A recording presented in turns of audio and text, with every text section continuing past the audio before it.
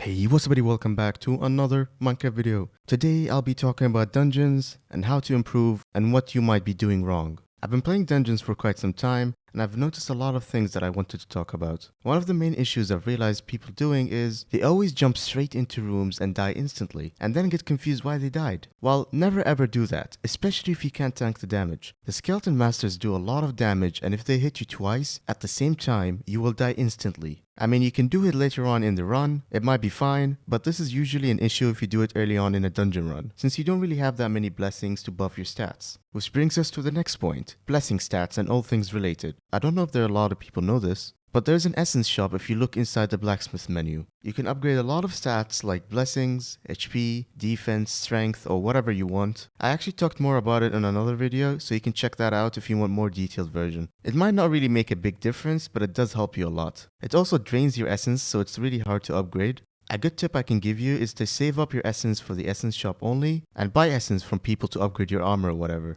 Another thing related to stats is effective HP. Effective HP is really important in dungeons because of how much damage the mobs do later on in the floors. I always recommend that you get a pet that gives good effective HP like Baby Yeti and Blue Whale. They both work for pretty much all classes and 100% worth it. I mean, you don't always have to use this pet. If you want to do more damage, you can use a damage pet and then switch to it during the Terracost phase. Also, another thing you need to keep in mind is that the catacomb level and skills matter a lot. I don't recommend doing dungeons if you have really low stats. It really does make a difference. Same goes to catacomb level. Each level buffs your stats in dungeons. And the difference between catacomb 20 and 25 is bigger than you actually expected. If you want to level up, all you have to do is play. There is really nothing you can do. You gotta play. I know the struggles of actually finding a good party. I struggle with it myself, but you just have to go through it. And eventually you will get to a point where people are actually good at the game.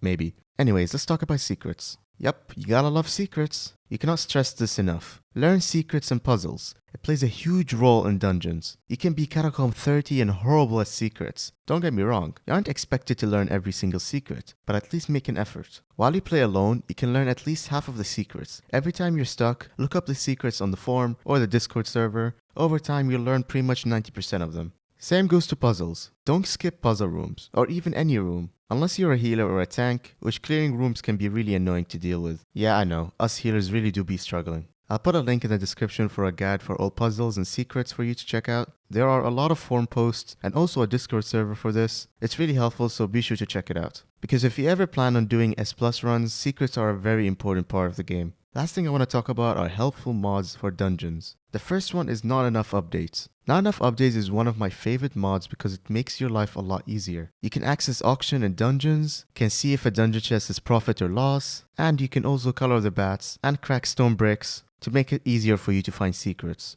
Another mod which I personally don't trust, but is favorited by many people, is called the Dungeons Utilities. I would say use it at your own risk, but if you want it, it gives you a mini map on the top left which can be really helpful and also pretty much does all the puzzles for you. But yeah, I don't really like using it because I've heard it's bannable, but they haven't really banned anyone, so. I know I said that was the last thing, but one thing I forgot to mention was if you want to increase your RNG and get a Necromancer chestplate in your next dungeon chest, you need to actually press that subscribe button. Okay, bye.